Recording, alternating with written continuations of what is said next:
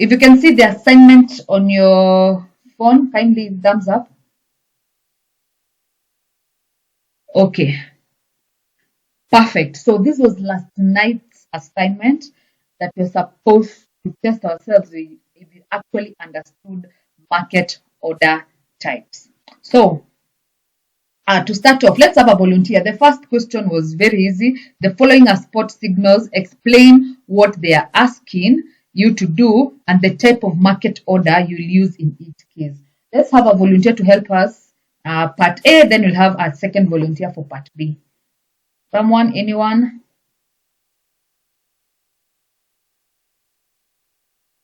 Yes, Pius, let's go.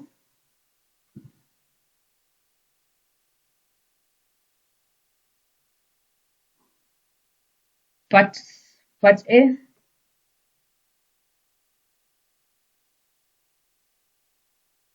Pius, I think your microphone is muted. We can't hear you. Well, we do know that the market price is 590, but you should enter at 585. So you should use the limit order. Which type of limit order? A buy limit order or a sell limit order? It's a buy limit order. Yes, a buy limit order. And why are we using a buy limit order? The price is lower than the current market price. Yes, perfect. Okay, yes. So at this part right here, we have a buy limit order. Yes. Then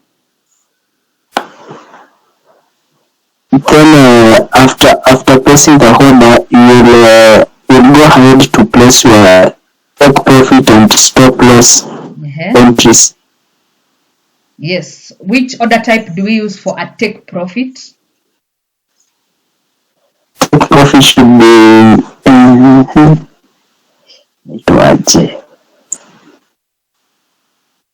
an order type that allows you to sell an asset at a price higher than the current market price.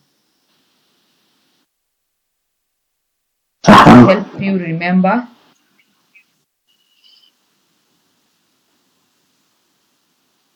Pius, can you have Joseph to help you?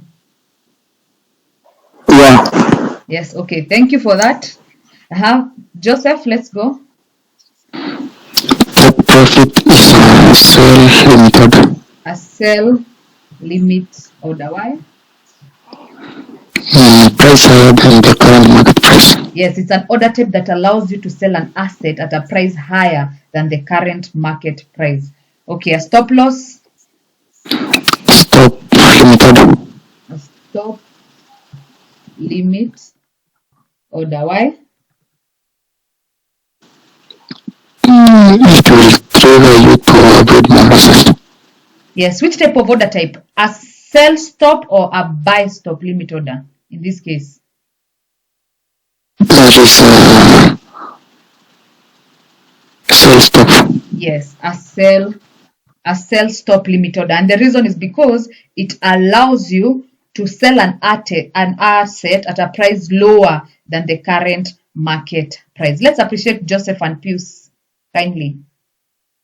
So just to tackle part B, then so part B you're being told buy Matic, this is the currency pair, so Matic USDT, buy at the current market price, then the take profit should be 0.4103, but the stop loss should be hold. Someone to tell us the kind of order types that we'll set for this particular question.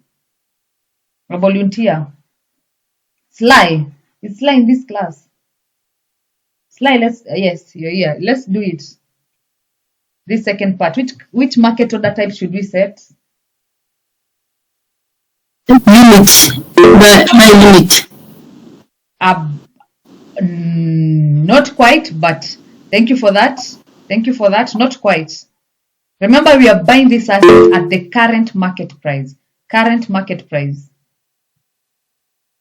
A buy limit allows you to buy an asset at it's a market order. Yes, a market order. Why? Because it's a current market price. Yes, it allows you to buy an asset at that current market price. Okay, take profit. Which type of order type? Sly? Should we put here? We can copy even in the first part. Same thing. A take profit. Which order type? But it will be a limit order. Which type of limit order? A buy limit or a sell limit? So it's a take profit, remember. Oh, it's a take profit. So this is a buy limit. Not quite there. It's actually a sell limit. Oh, you can see from this point right here, take profit is a sell limit order type. You can see this part. Okay. Yes, it's a sell limit order type. And the reason is because it allows you to sell an asset at a price higher than the current market price. So it's a sell limit. So give this last part a short slide. SL, we have been told that the SL is hold. What does this mean?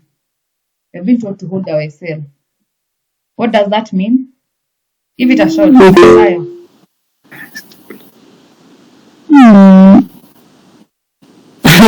Help me. Okay. Okari, you can help. I think it means no stop loss. Yes, perfect. No stop loss. Just appreciate Joseph and the slide. No stop loss. Yes, that's it. That's how you're supposed to tackle the first question. So let's go to the second question. It said under the, if you can see that on your screen under, I think my other device is lagging behind. It's still frozen on the first assignment. Okay, perfect. So under the buy stop limit condition on Binance, what is represented by the stop price and the limit price, and explain which what each tells the market to do. Let's start with the stop price. What does the stop price tell the market to do? Or who can tell us how the limit price works?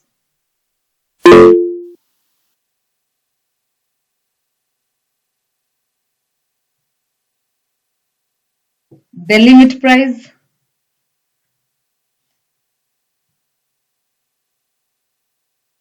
Under the buy stop limit, let's first of all define a buy stop. What is a buy stop limit order type? A buy stop limit order type. What does it tell you to do? A buy stop. Joseph? To buy an asset at a price higher than the current market price when you suspect that if it breaks a certain level, it might skyrocket. Yes. Which example did they explain with? You are correct. Which example did they explain with actually? XRP. No, not that one in layman's terms. There's an example I used. Can you remember that, Joseph?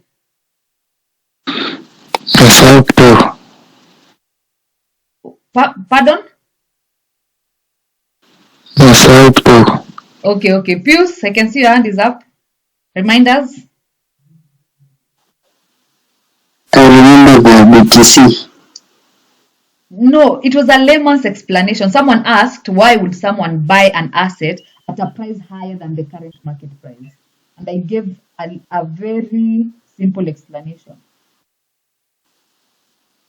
Okay, let me just remind you. So it was that example of the matatu. Slide. Yeah, I wanted to use the example of matatu that Yes. when the matatu is empty, they wanajaza watu, then yeah. Yeah, then perfect. Yeah.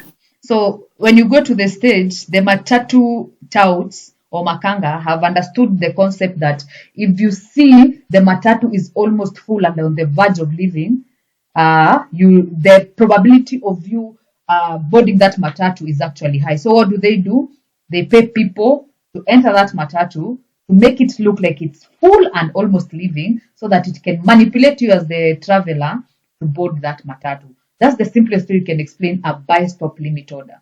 It allows you to buy an asset at a price higher than the current market price. And you said a buy stop limit has two prices. It has a stop price and it has a limit price. So let's define what is a stop price and what is a limit price. We can start with the limit price because it's the simplest. What's the limit price? The limit price.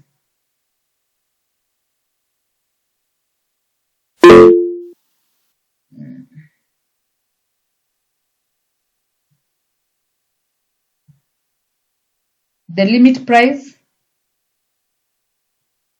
Okari? Limit order. Yes, what does it tell? What is the limit price in itself? Let me just explain it because I cannot phrase how I want to. Thomas, Tabu, try and answer so that I can get if you have understood what I'm asking. That's the actual intended price. Yes, perfect. The actual price that you want to buy that asset at. So if, for example, I want to buy Solana at $3, then my limit price will be $3. That's the actual price that I want to buy Solana at. And the stop price, Thomas, the stop price? The stop price will be like your trigger that will trigger the limit price. Exactly. So the stop price is a trigger price that actually tells the system that once we reach this price, kindly send my limit price to what? To the order book. And remember, we said that an order book, let me ask you another question. What is an order book? Even if you cannot remember the full definition, there's a word I want you to mention. That one word is enough to explain that. That one word. What's an order book? Please take it away. Pending. Yes, pending. Pending. Once you remember pendings, that's the simplest way. An order book is where all pending orders are kept. Simple as that. All pending orders, not executed ones. All pending orders are kept. So you have answered that part. The second question was, the third actually, the current market price of Solana USDT is 150. I want to sell all my Solana if the market gets to 160. So that's collecting profit. But at the same time, if Sol goes down, I want to cut my losses at 140. So describe which order type will you use and explain what it tells the system to do for you. Someone to tell us, to explain to us? This is a simple one. The CMP of Solana is that I want to sell my Solana at 160. So I want to collect my profits at 160. Remember, I bought it at 150. So I want to sell it at 160. At the same time, if Solana goes down, I want to cut my losses once it reaches 140. So describe which order type I'll use and explain what it tells the system to do for me. Someone. Joe, let's go. An OCO. An OCO. What's an OCO in full? One cancels the other. Yes, one cancels the other. Okay, another question on top of that. What does an OCO mean? Or rather, which two order types are combined to form an OCO? Limit and stop order. Yes, the limit order and the stop limit order. So, but in this case, are we using a buy limit order or a sell? In short, are we using a buy OCO or a sell OCO? Sell OCO. Yes, perfect. A sell OCO. You're using a sell OCO because in the first option, you are selling Solana if it gets 160, so we are collecting a profit. And if Sol goes down, we are also selling at 140, cutting our losses at that juncture. Then we have Joe, you have a question? Yes. I tried something in the buy stop. You define buy stop at the price higher than the current market price. Yes.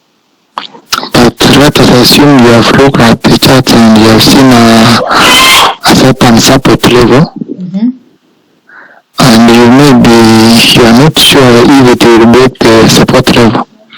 But if it breaks the support level, the price might dip a certain percentage to gain another support level somewhere. Yes.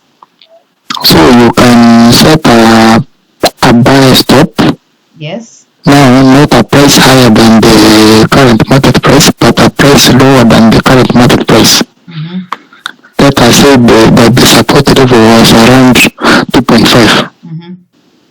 So you can can set a buy stop, the trigger price to be 2.5, Yes. and the buy limit to be at, let us say, 2.4. Yes. So that if the price breaks the 2.5, the buy order at 2.4 will be put pending. So my idea is that the buy stop might not work only for the price higher than, but it might work for the price lower than. Yes, it might work, but remember, was it triggered? Did it actually work? Yes, it worked. Oh, it worked. Yes. Oh, okay. But that is to complicate a lot of things. What you can do is just use a buy limit. That once price, remember, buy limit allows you to buy an asset at a price lower than the current market price. So in short, instead of having all those issues, you can actually just set a buy limit order type. It's as simple as that. But if a buy stop is actually working, then it's also okay. Yeah. So let's go to the fourth question. Define a base currency and a quote currency, and will at it explain why most traders trading pairs are paired to the USDT. Sly? Yeah. So before we move to that question, I wanted to ask you, is there a way we are able to tell what order types are there in the order book, so that we can be able to know these people that are manipulating? Because I believe these people will buy prices at a higher price. It's the want to manipulate the market. Is there a way to know, on the order book, which type of which kind of market order they have used? Now, okay, unless you're very keen, but you'll notice this number really changed quite fast. Unless you're very keen, you're using a bot to detect massive buys, for example, this 15.87K. Unless you're able to do that, that's the only way it can work. But there's a Twitter page I follow. I think I sent you when you're talking about fundamental analysis. It's called the Look on Chain. Look on Chain, the whole idea behind that Twitter account is that they always track big movements, big purchases or big sales for different cryptocurrencies. You can get Bitcoin, XRP, Solana, and all those. So I'll send that link again so that you can go and follow them. They always highlight big purchases and big sales. If MicroStrategy is about to buy Bitcoin, they'll always have that on their Twitter. And also I think they have a Telegram, but I follow them on Twitter. So they have that highlighted there. If MicroStrategy wants to sell, they'll have that highlighted also on their page. If you find that valuable, you can tell me. Can I send you that slide?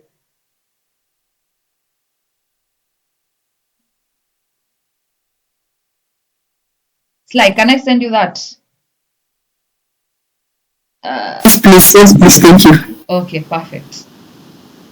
So we are defining a base currency and a quote currency.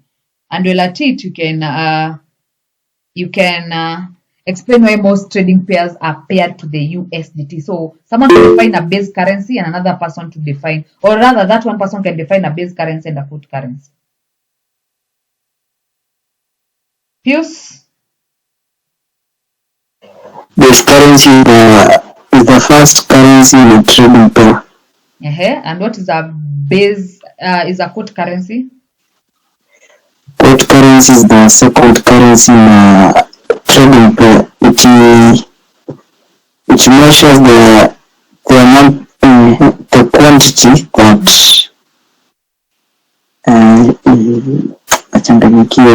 it measures it represents the quantity that is equal to the base currency. Yes, exactly. It represents the quantity that is equal to the base currency. Can you give us an example of a trading pair so that we can understand?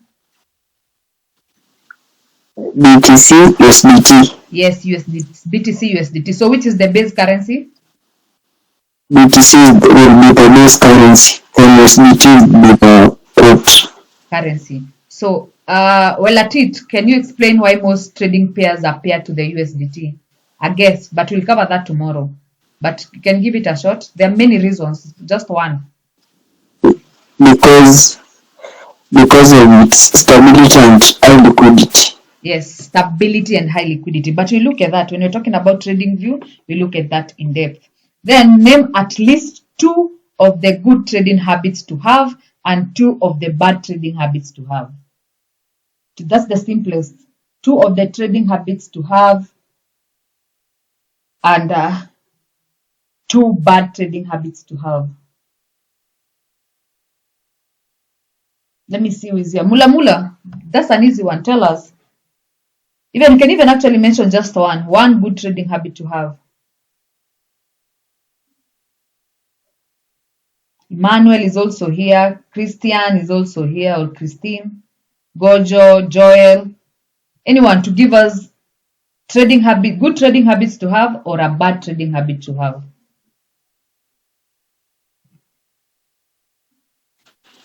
Someone? I think one of the best is to plan your trades first. Yes, have a trading plan. That's a good trading habit. Another good trading habit. Someone have a good trading plan. A bad trading habit is ignoring risk management. Yes, a bad trading habit is ignoring risk management. Gojo? A good trading habit is having patience. Yes, having patience. Sly, last one. Good trading habit is don't let others trade for you. Yes, do not let others trade for you. Let's appreciate all the participants, Mula, Christian, Sly, and Gojo. Perfect. So let's dive into what you're supposed to cover this night. So we are supposed to cover, let me just navigate to that. Where is that?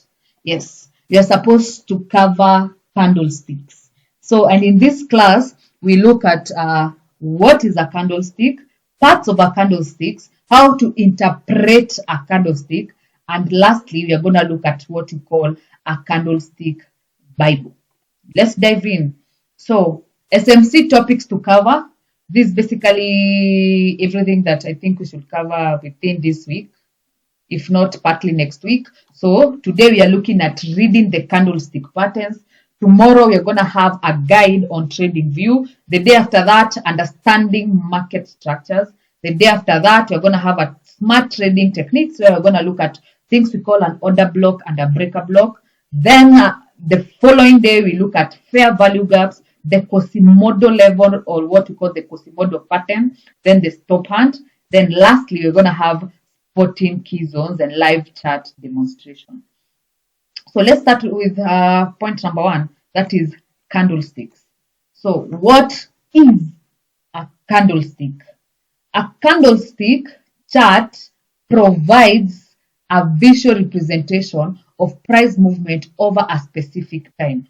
But in simple words, I want us to understand that a candlestick is a graphical representation of price movement over a specific period of time. That is 5 minutes, 15 minutes, 1 hour, 1 day, 1 week, 1 year, and all that. So they are used or widely used by traders to analyze and make decisions in the financial market. So each candle on the chart represents the price activity during that period. So let's understand number 1.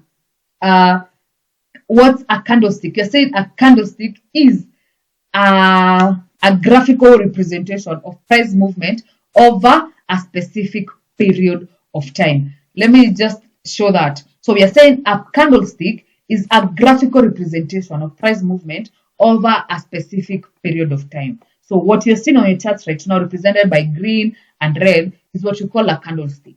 So, and we have been told that it is a graphical representation of price movement.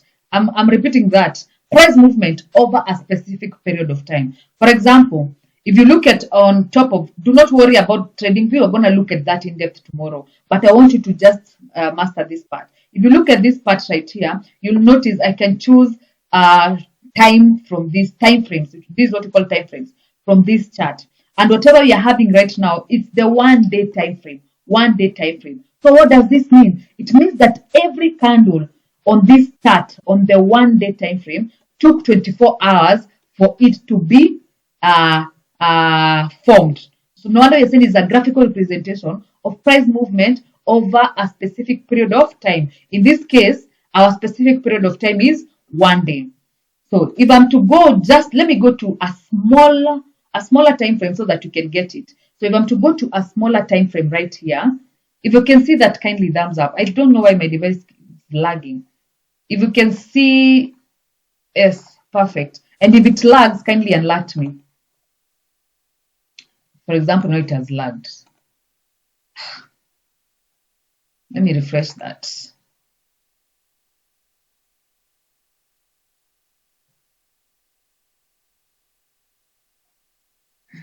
So you're on another chart. This is VET. We can actually also use VET. Not a much to use XRP. So if I want to delete that, I'll delete that. So let me go to maybe 1 minute time frame. So if I'm to go to the 1 minute time frame like that, I want us to notice something. Let me zoom out like that. Let me try and zoom in. Yes, something like that. If the values are visible, thumbs up. Yes, perfect. So we are saying that it's a graphical representation of price movement over a specific period of time. In this case, our specific period of time is what? 1 minute. So if you look at this candle, this timer at the right part of the chart, you'll see we're having a countdown of 26 minutes. So 24, 23, I want us to notice something. So 20, it will count down up to 0, and immediately the countdown comes to 0, we'll start again, because on the 1 minute time frame it will start at 60 again. So 7, 6, 4, 3, 2, 1. The next candle will begin to be formed, but the countdown will be at 60. Perfect. If you've seen that, thumbs up. Yes, it's a graphical representation of price movement over a specific period of time. If I'm to go to the 1 hour, or rather 1 day, which is supposed to be 24 hours, it means now that the candlestick, this candlestick, started to form almost 20. What's 24 minus 5?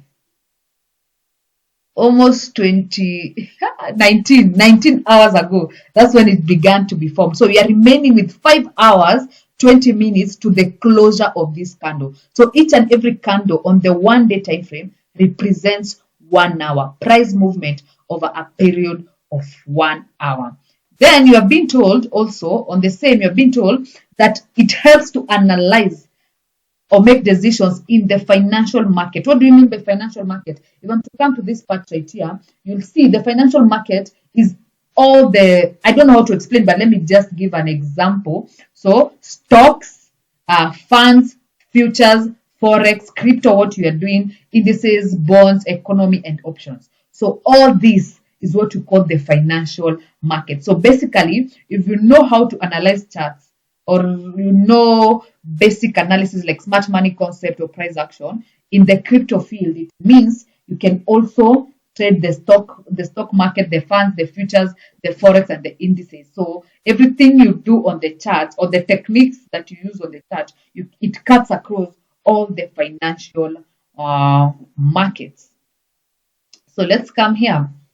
The next thing. So we have two main types of price movements. We have an upward movement, that is what we call a bullish trend. Then you have a down movement, which is called a bearish trend. So in most cases, green is associated with bullish, while red is associated with the bearish. So in short, every green candle you see is an upward candlestick or a bullish candlestick, and every red candle is a bearish candlestick. And you are being told that mostly, this is not default for all charts, since one has the option of choosing any color to represent the price movement. We look at that tomorrow, but just to mention, so if I'm to come to the settings, you can choose any color you want.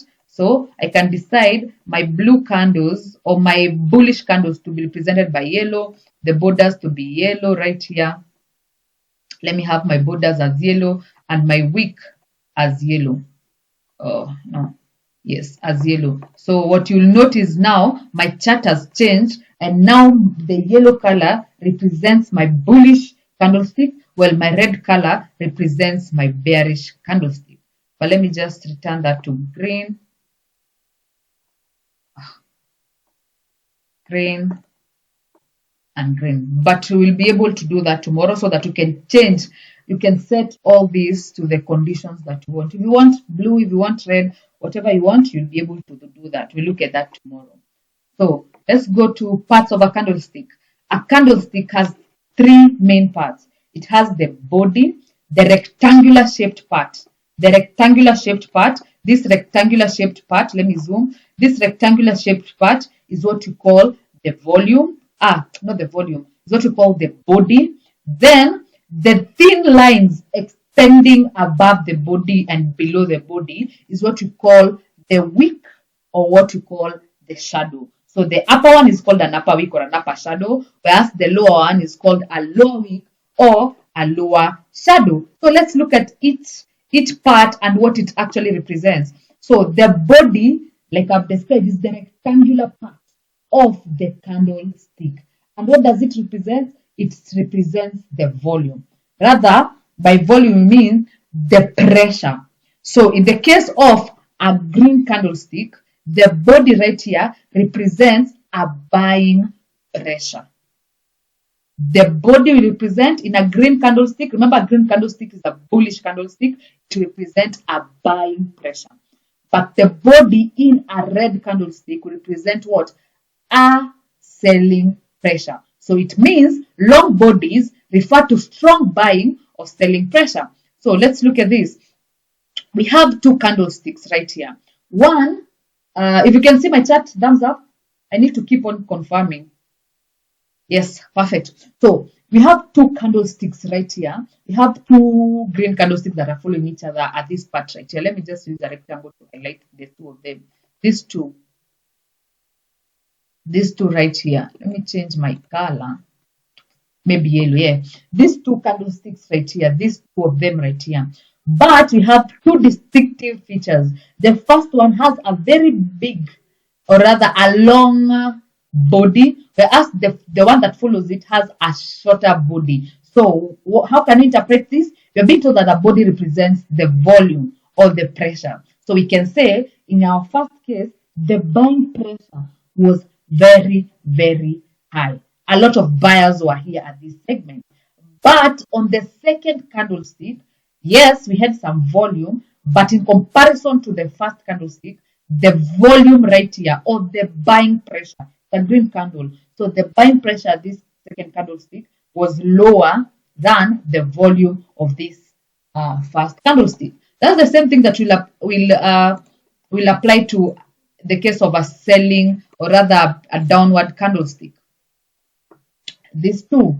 This first one has a low selling pressure because of the small body. That is represented by the body itself, a small, not small, a low selling pressure. Whereas this second one has a very high selling pressure, as represented by what? The existence of this long body. So, short bodies refer to little buying pressure or selling activity. This is common over the weekend since most traders are not actively trading. So we have looked at a body. Let's go to a wick. A wick, you have defined a wick as the thin lines extending above and below the body are what you call wicks of shadows. So the upper wick represents the highest price reached during the specific period of time, and a lower wick represents the lowest price that was achieved during a specific period of time. What I want us to do is to hold it to this thought. We'll be back shortly. These two statements, I need us to hold on to that. We'll be back and we'll be able to understand that in depth. Just understand that the wick is the thin lines extending above and below the body. That is what we call a wick or a shadow. But we'll explain that later. We'll understand these 2 points at this part. First of all, let's now understand a long upper wick, what it means, and a long lower wick, what it means. So, in the case of a long upper shadow or a lower upper wick, I think this will be best described if I draw maybe something here.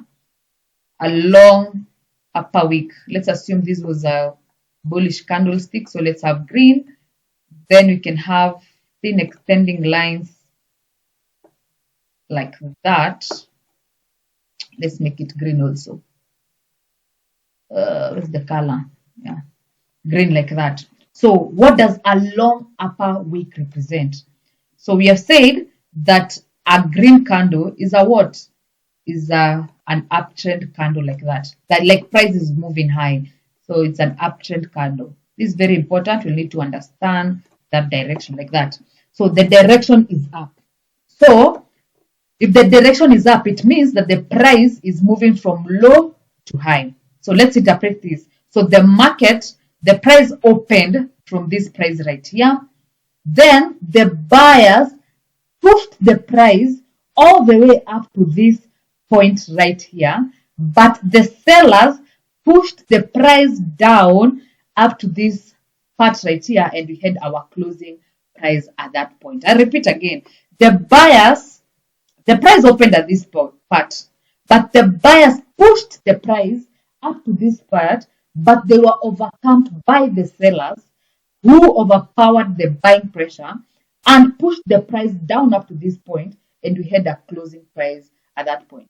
I know you've not understood, but I'm here. Let's do something quick something right here. Let me move to 1 minute time frame, and I hope the chart will actually demonstrate that. What's happening? Let me zoom out. Let me refresh again.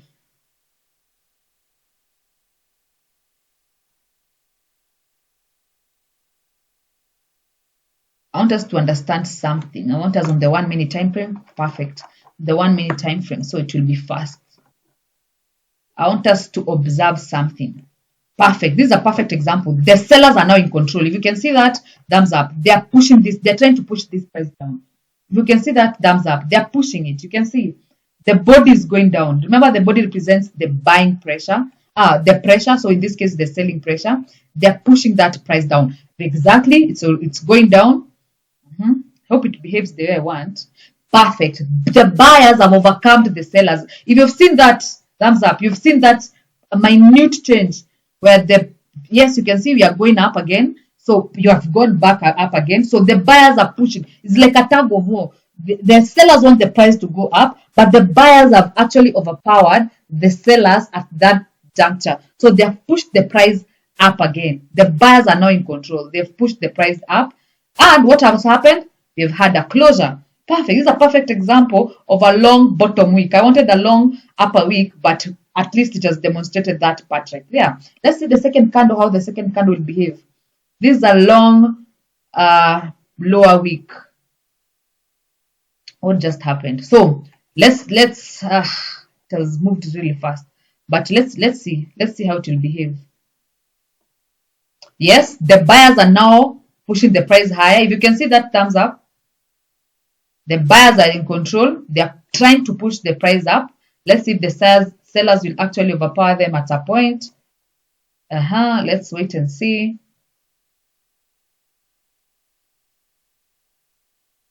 The buyers are stronger. They are continuing to push the price higher.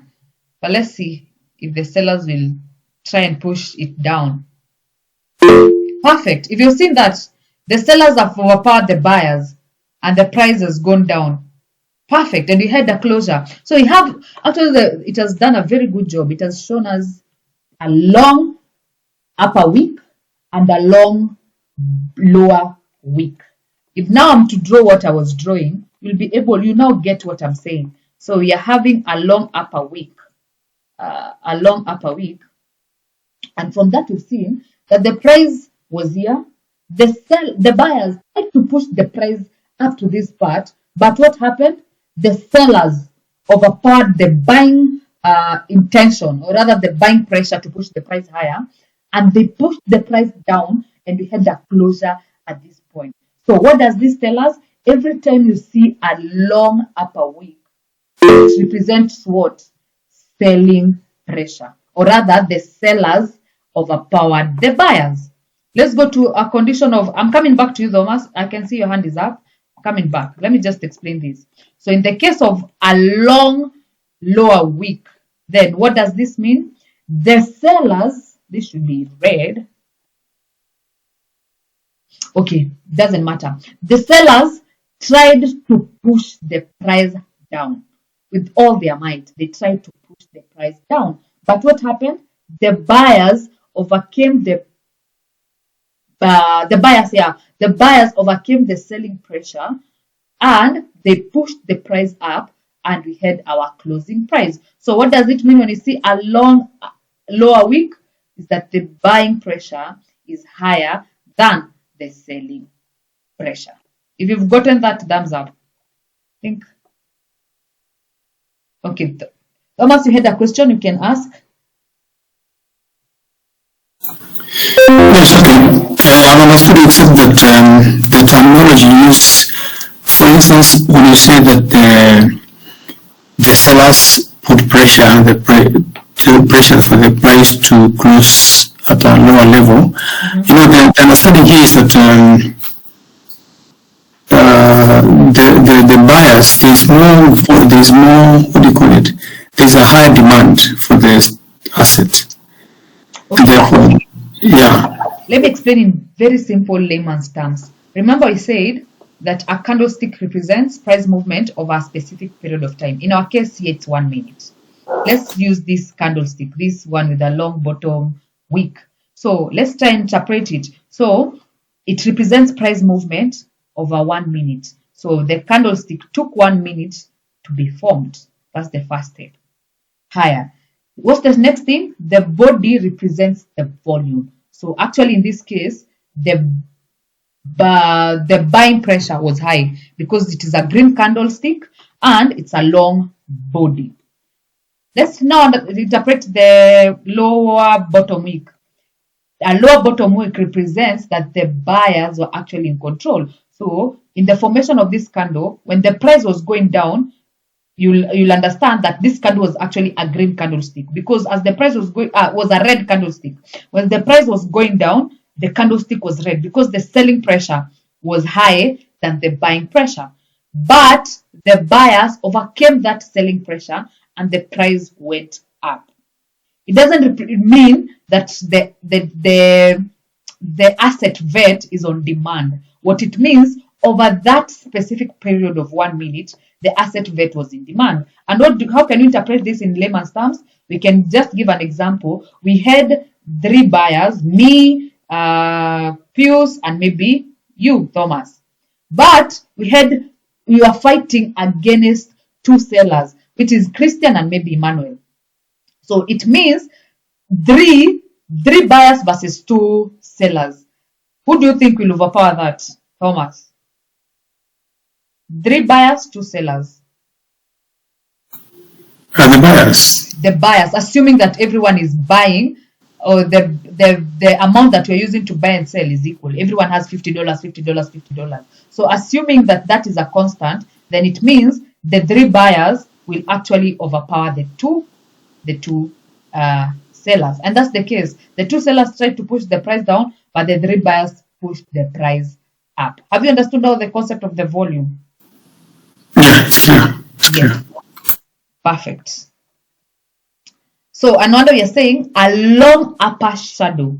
It means what? The selling power was more powerful than the buying pressure. I think we've explained that. And a long lower shadow, it means that the buying power was more powerful than the selling pressure. We can call it the buyers were more powerful than the sellers, as long as you understand the concept. The terminologies do not matter. As long as you understand, that's perfect. As long as you can get that the buyers were more than the sellers, good to go. So let's go to components of a candlestick. Components of a candlestick. Let me just explain this with this, make it easier. So let me have a green candlestick. Yes, we'll start with a green candlestick. I want to zoom out so I can draw well. Perfect, like that. So you're having a green candlestick right there. We are having an upper wick. Then we are having a lower wick. Let's look at the components of a candlestick. So, number one, if you can see that, I'll need you guys to confirm for me because my other device today has failed me. Yeah, great, thank you. So, we are having our green candlestick. We said a green candlestick, the price goes up. Very important. The price goes up. So, if the price goes up, it means our opening price will be right here. The bottom part of this, our open price, let me just use correct English, opening price will be down here. Whatever the spelling, doesn't matter. Let me just minimize that and have this right here. Our opening price is there. Because the price is moving up, then it means our closing price will definitely be higher than the opening price because this is a bullish candlestick. The price is going up. So our closing price will be here. Closing price will be right there. So, what is represented by upper wick and the lower wick? I need you to always know this, that the upper wick represents the highest price that was achieved over a specific period of time. In our case, it's 1 minute. So the highest price that was achieved over that period of 1 minute is represented by what? The upper shadow. So this will be our highest price. Not that. Our highest price. This will be our highest price. Highest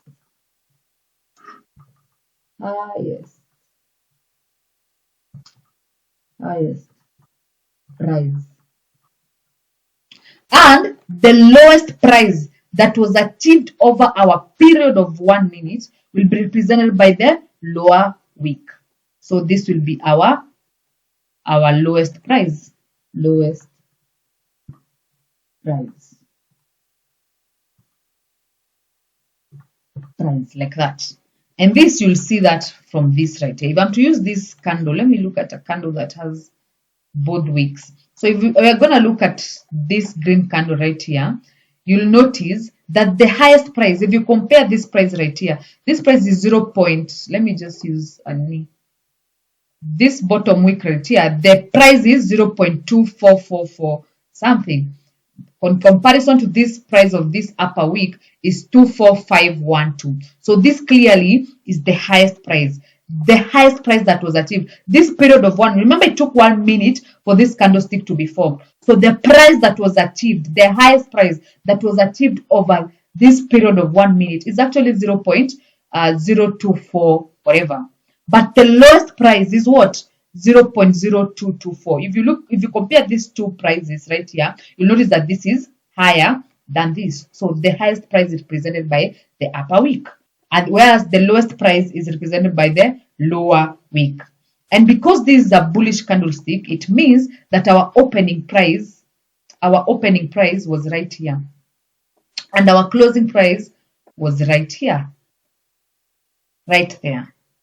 And I need you to understand something else, that the closing price of one candlestick, the closing price, maybe let me explain that after we have done in the case of a low candlestick, not a lower, a bearish candlestick.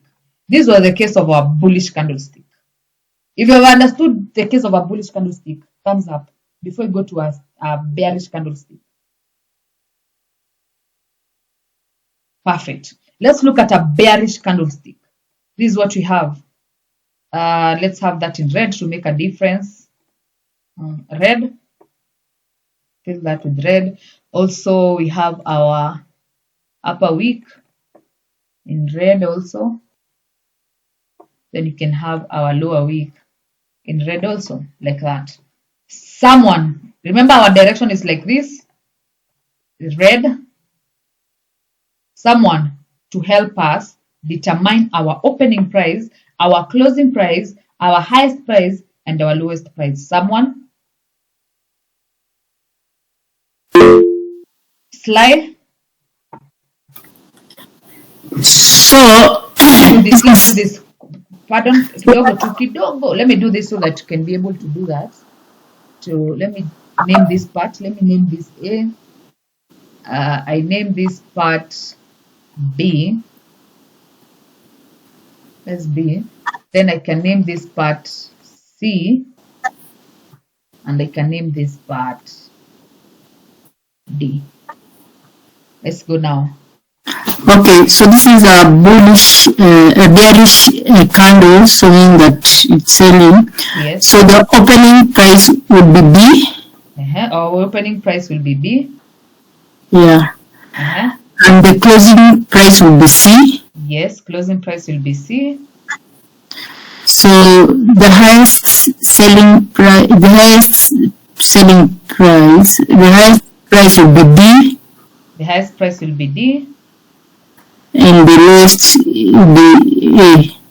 The lowest will be A. If you agree with slide, thumbs up. If you agree with slide. If you have a contrary idea, before I even say if it's correct or not, you can unmute yourself and tell us. Randomly, just unmute yourself. No need to raise your hand. Highest price A, lowest price B. Highest price. So you're saying like that. Like that. Yes. Why? Selling, the price is going down, so the price attained that the highest price attained in that day is A, and the lowest price attained in that day is B. Yes, you're correct. Let's appreciate both of them. Let's appreciate Sly and appreciate Okari. But this is what I'll say. It doesn't matter if a candlestick is a bullish candlestick or a bearish candlestick. The upper wick will always represent the highest price. And the lower wick will always represent the lowest price. And I'll show you right here, right now. So if I'm going to use this bearish candlestick, it has an upper wick right here. No, tend to use another, delete that. Delete, so I want to use this. So we have that. Then we have that price right here. So the lower wick price is 0.2457, but the upper wick is 0.24595. So if you compare these two prices, you'll notice that this price right here is higher than this price right here. And now you're saying the upper wick will always represent the highest price achieved over a specific period of time. And the lower wick represent the lowest price achieved over a specific period of time.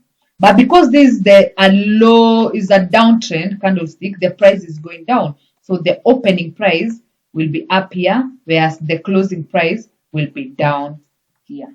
If you understood that, thumbs up.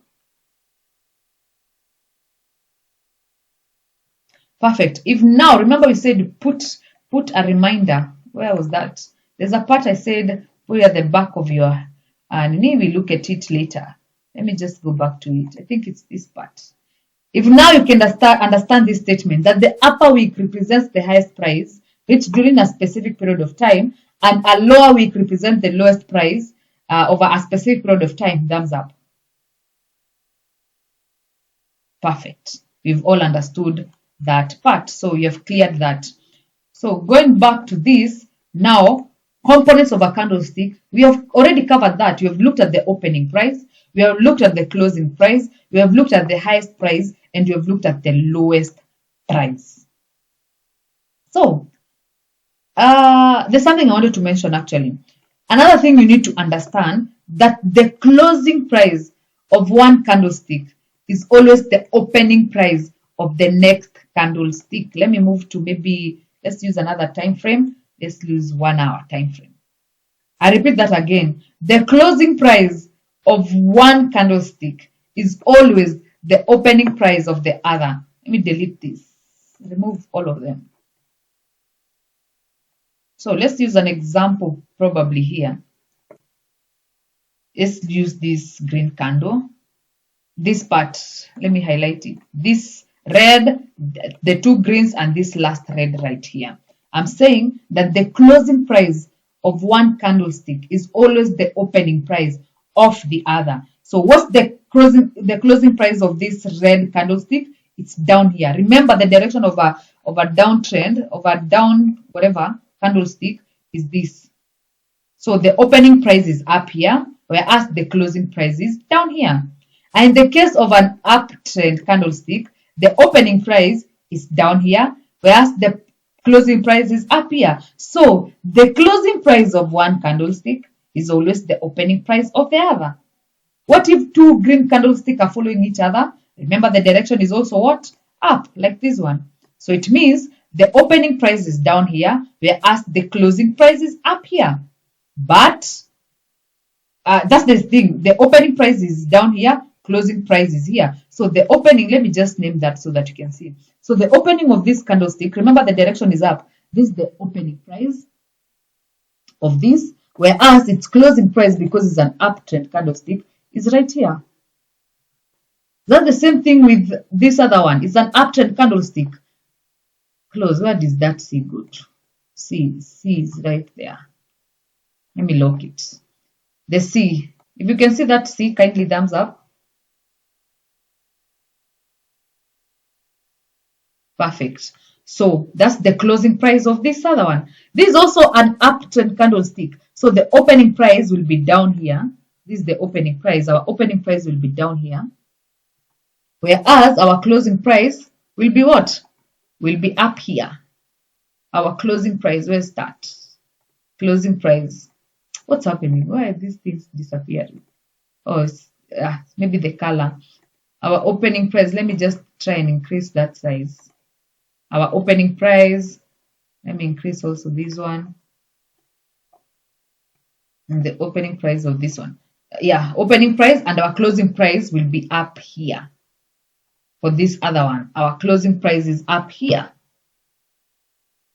Perfect. So what does this mean? That the closing price of one candlestick, of the previous candlestick, is always the opening price of the next one. The closing price of this candlestick is a downtrend candlestick. The closing price at this part is the opening price of the other. If you've seen that, thumbs up. Or if you have understood that. Yeah, perfect. That's just by the way, I needed to mention that, but it will come in handy. We'll see how it comes in handy in the course of this course. So we have looked at that. We have also defined a bearish candlestick. That a bearish candlestick is a candlestick whose down movement is downwards. So hence the closing price is lower than the opening price. We've looked at that. The closing price right here. The closing price is lower than the opening price. Remember, the direction is downward. So the opening price is up here and the closing price is down here. So basically how you can define a red candlestick or a downtrend candlestick or a bearish candlestick is that the closing price is lower than the opening price, or rather the opening price is higher than the closing price. That's basically it. And the inverse is the same. So the same thing. The next slide is parts of a candlestick. We've looked at that. The body, the wicks, the high price, open, close, and low. I think we've done that. Then this is not supposed to be. Then we've looked at a bearish candlestick. Where's that? We've looked at a bearish candlestick. We've defined that the closing price is lower than the opening price, and the body is typically red to show a downtrend movement. And we've also looked at this. We've looked at the opening price, the high price, the closing price, and the parts of that particular candlestick. If you've gotten up to that part, thumbs up. Before you move to candlestick patterns. Sly, you have a question? Yes, I do have a question. So in the example that you were showing earlier, I noticed in bullish candlestick and bearish candlestick, they had the same opening and closing. If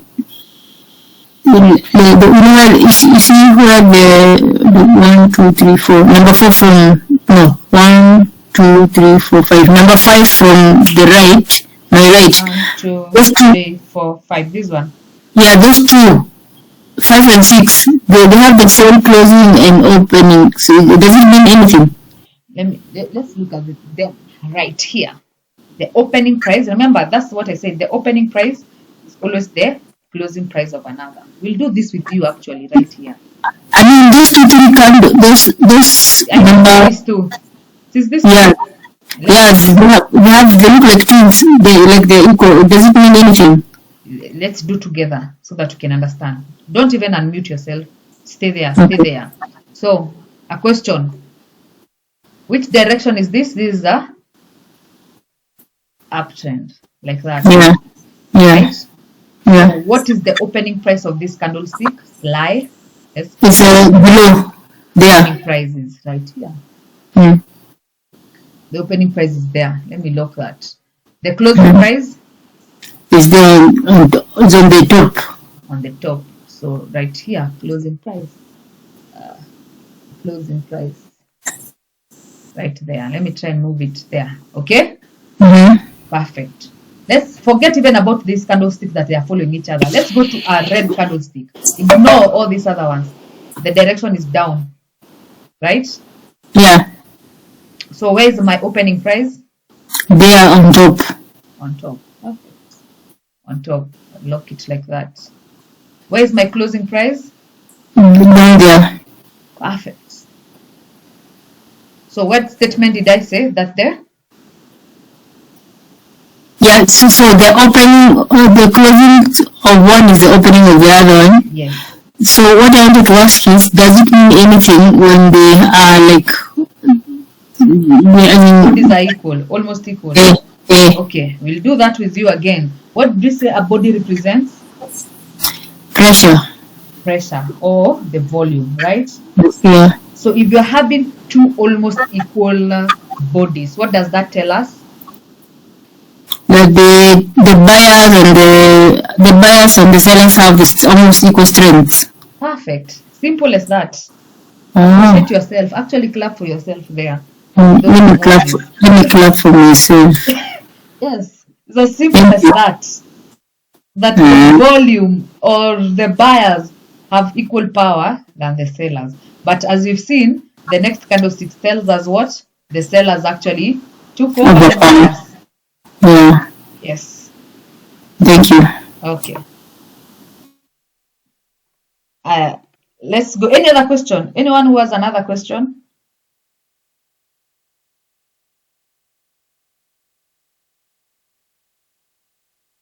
Yeah, Pius, yeah. Most too. You'll notice that you get these things. You can actually answer these questions on your own if I direct you in a specific way. But yeah. Let's go to candlestick patterns. So candlestick patterns simply are about the market dynamics. Pius said you are going to watch football. I think you'll have to forfeit that. Pius.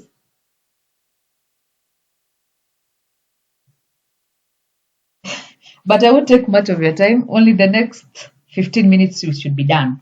So candlestick pattern. A candlestick pattern simply are about the market dynamics and the trader's behavior in the market. So there are over 100 types of candlesticks, but in this class, you're going to look at the most important one, actually 4 of them. Only 4 of them. You're going to look at only 4 of them. So in this case, but what you're talking about over 100 types of candlesticks is this Candlestick Bible. If someone wants to go through that, I'll send it over. Where did I open it? Yes, this Candlestick Bible. If you come to this Candlestick Bible, you'll notice it has a lot of candlestick patterns. The engulfing bar, the doji, the dragonfly, the gravestone, the morning star, the evening star, all these, the shooting star, the harami pattern, all these are types of candlestick patterns. But we want to talk about the four main ones, four main candlestick patterns. But I'll send that document in case you want to go through that in depth. So the first one is what you call a bullish shaven candlestick. So what's a bullish shaven candlestick?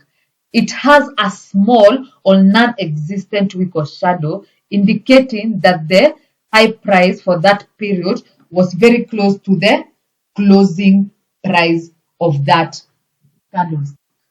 So let me just put my charger on my laptop.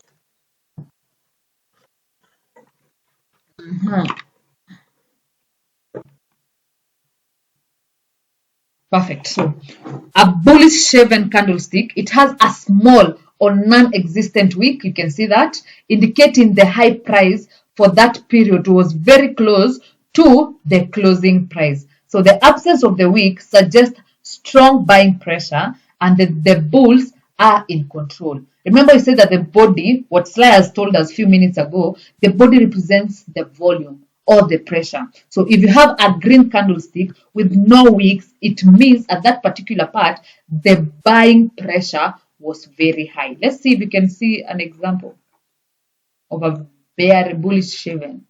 Bullish shaven. But it's so simple to identify that. If you don't find it here, something you can identify on your own. As long as you find a body that lacks wicks, an upper wick and a lower wick, that qualifies being a bullish shaven. Can't spot one here, but I can actually give you that as an assignment to go and look for that. So yeah, a bullish shaven candlestick. So if you see a bullish shaven candlestick, it means that the buying pressure was high. The inverse is the same. If you see a bearish shaven, it is represented by a red candle that has or that lacks an upper wick and a lower wick. So the absence of the wick suggests strong selling pressure. Remember, the body represents the body represents the pressure or the volume. So it means if we are lacking the top wick and the bottom wick, then the sellers at that point were very high. There's a strong selling pressure, and that the bears are in control. Let's look at another example, which we call a doji candle. A doji candle is a candlestick that looks like this. Let me just draw it right here. Like this. It can be red or it can be green. And I'll explain to you guys in a few. So, remember what we said? An upper wick will forever represent the highest price. An upper wick forever and ever will always represent the highest price. So this is our highest price. Highest price. Where's that page? Highest price. And our lower shadow will always represent what? The lowest price that was achieved. Our lowest price. So where is our opening and closing price? Our opening and closing price is here. Our open was also our closing price. Our opening price was also our closing price. Our open was also, where's that slash? Was also our closing price. So our opening price was also our closing price. So what does this mean? Remember, we said the body represents the volume. So if we don't have a body, someone to give it a guess. If you don't have the body, what does it mean? The body represents the volume or the pressure. So if you don't have a body, what does that mean? Someone? Thomas? At least there were no transactions. There are no transactions. That's the opinion of Thomas. Anyone with a contrary opinion?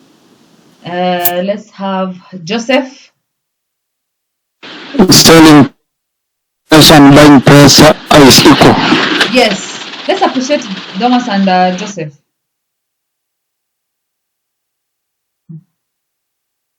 But the latter is what is correct. The buyers and the sellers were of equal volume. So I don't know if the 1 minute time frame will form maybe a doji candle. Let's see if it does.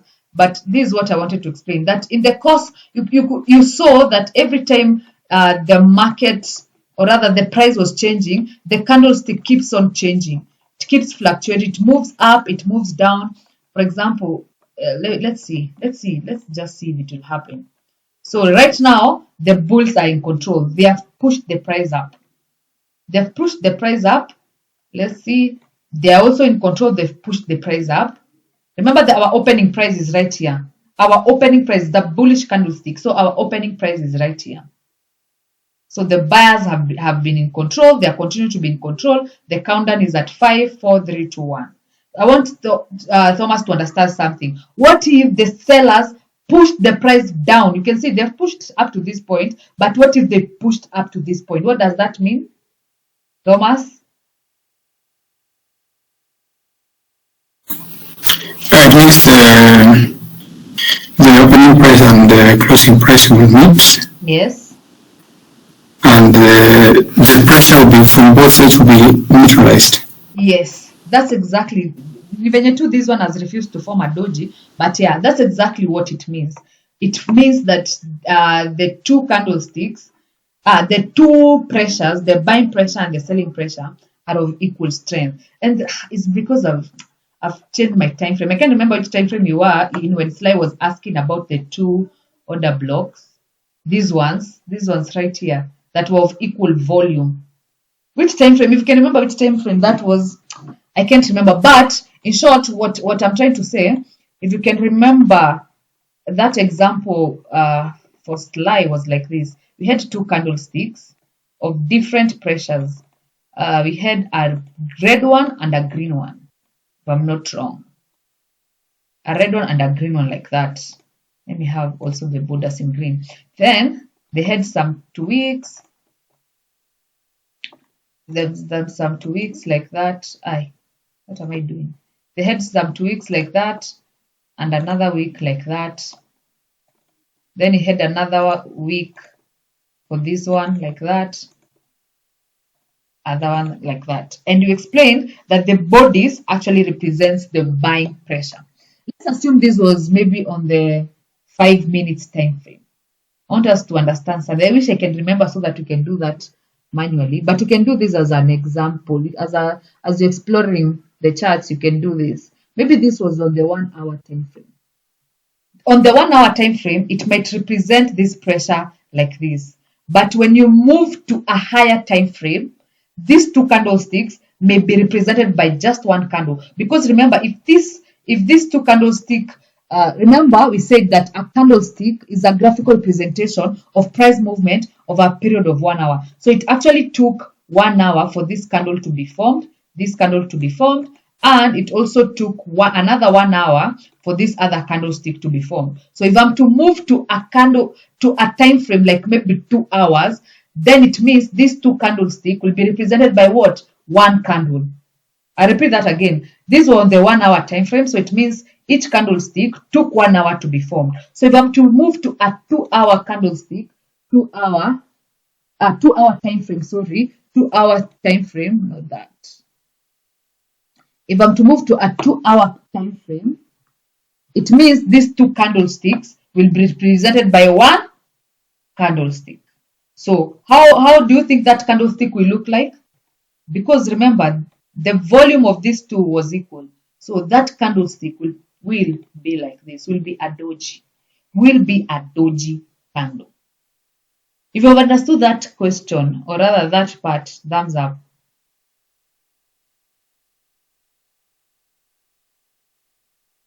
Yes, perfect. So that's basically what a doji candle represents. It represents that the pattern tells us that the market opens and closes at the same price, which means there is equality. Both buyers and sellers are of equal strength, and in decision between buyers and sellers. So there's no one in control of the market. The opening price and the closing price are the same or almost the same. So this means that the market did not decide which direction it will take. Did not go to the buyer side, did not go to the seller side, because they are of what? Equal volume of pressure. Let's go to another type of candlestick pattern, the hammer or the pin bar. Just like a hammer looks like, or a pin bar, a hammer has a head and a handle. That's the same thing. Our head right here will be our body. The handle part will be our wick. So a hammer pin bar is actually a candlestick that has a long bottom wick. What do you say a long bottom wick represents? Someone. A long bottom wick. What does a long bottom wick represent? A long bottom wick. What does a long bottom wick represent?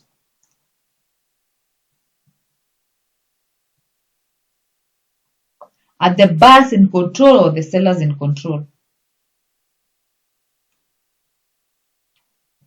Someone? Okari? Buyers are in control. Why? The sellers pushed the price down, but the buyers took control and pushed the price up. Simple. So in short, when you see a hammer pin bar, what does it tell us? That the buyers are in control.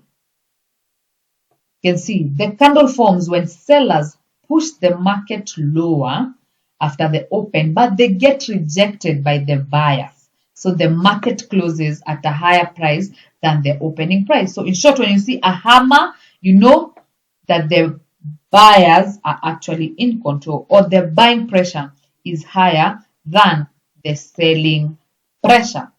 Let's go to the next type of candlestick pattern is the engulfing bar. So it is formed when a body of a candlestick fully engulfs the previous candle. So let's look at a bullish engulfing and a bearish engulfing. We have been told that it is formed when the body of a candlestick fully engulfs the previous candlestick. Let's look at a bullish engulfing. We have been told that an engulfing, the body of the previous, of the next candle, and fully engulfs the body of the previous candle. So in the case of a bullish engulfing, the green candle fully engulfs a red candle. Green candle fully engulfs a red candle. If a bullish candlestick engulfs a bearish candlestick, and what do we mean by engulfing? The body fully covers the body of the previous candle. That's what we call engulfing. So if a bullish candle engulfs a red candle or a bearish candle, then that qualifies being called an engulfing candlestick pattern.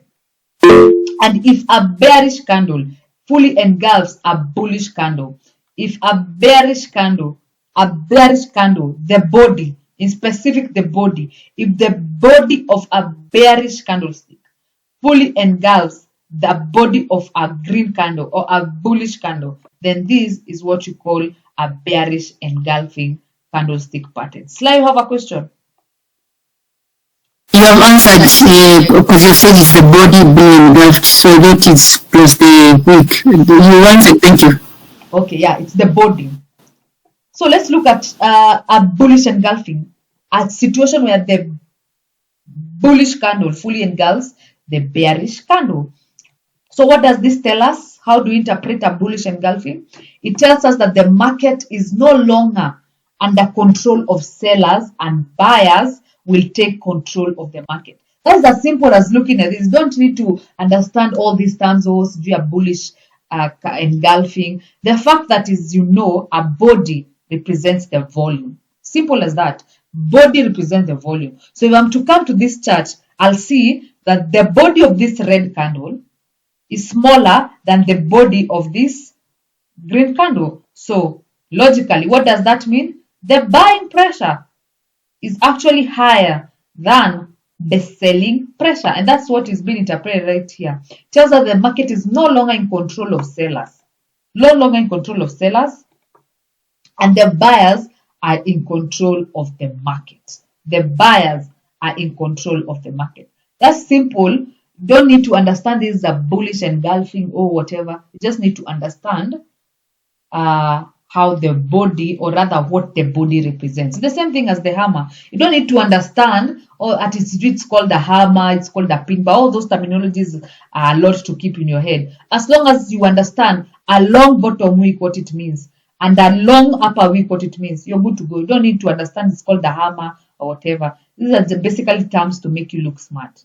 But anyway, a bullish engulfing, anyone will interpret this on their own without even knowing that this is a bullish engulfing, without even knowing this term right here. Because if you know what the body represents, you'll definitely be able to interpret this. So if when the bullish engulfing candlestick forms in the context of an uptrend, it indicates continuation of the uptrend. And why? Because definitely the buyers are in control. We're being told that the volume of the buyers is higher than the volume of the sellers. So if it is happening in the case of an uptrend, then what that means is the uptrend will still continue because the buyers are in control. But if it happens in the case of a downtrend, then it means the sellers are not in control anymore. This is an example of engulfing. Let me just zoom in so that you can see.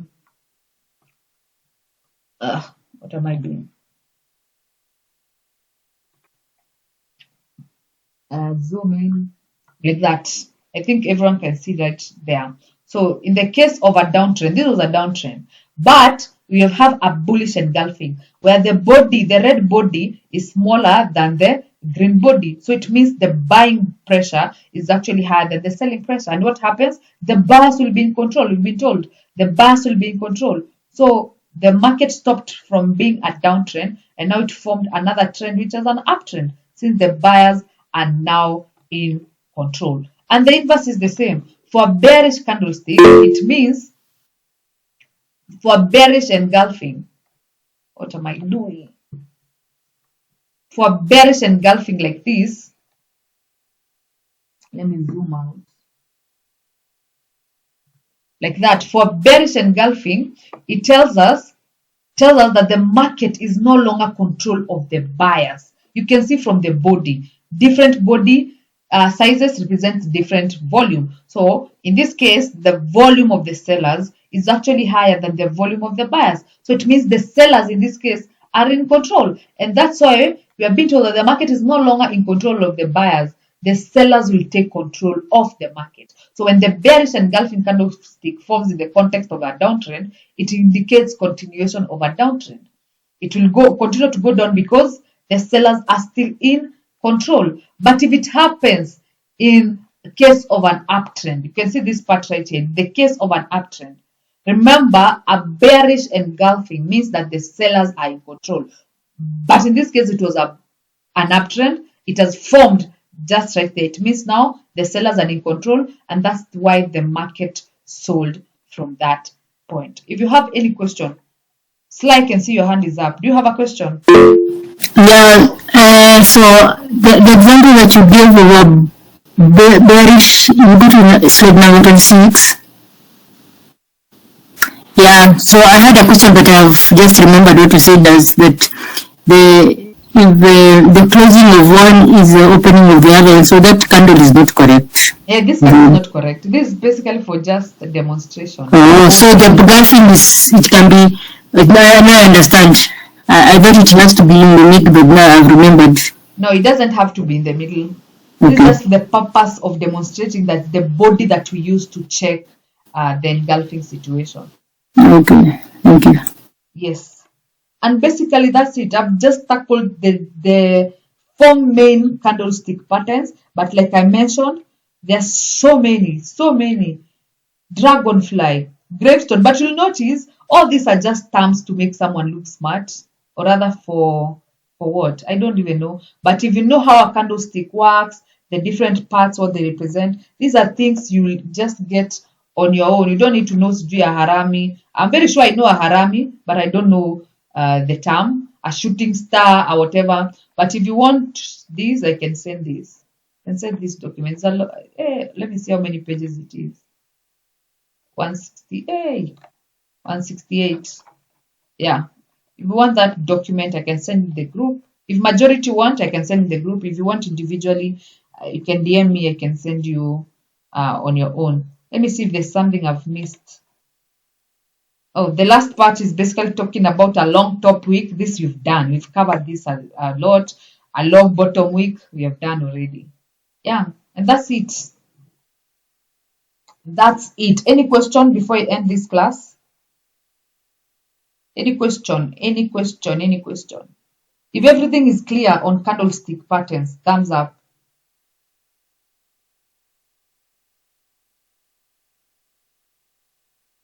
And I just want to mention something. We don't mean that because you've covered candlestick patterns that now you're able to go to the chart and interpret the charts. These are basically interpretation.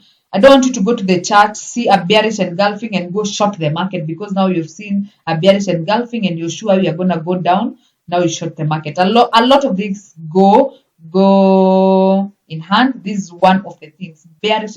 There's something we call confluences, and we look at that confluences. So candlestick patterns are one of the main confluences that we look at. So do not go to the market, see a bearish engulfing and short the market.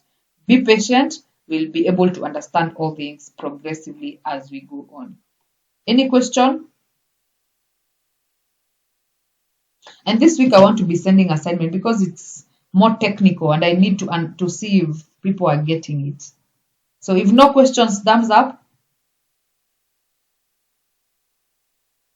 Okay, perfect. So those guys who are going to watch football can now leave and go and watch football. Anyway, guys, have a good night. We meet tomorrow. Bye bye and good night. Good night. Thank you.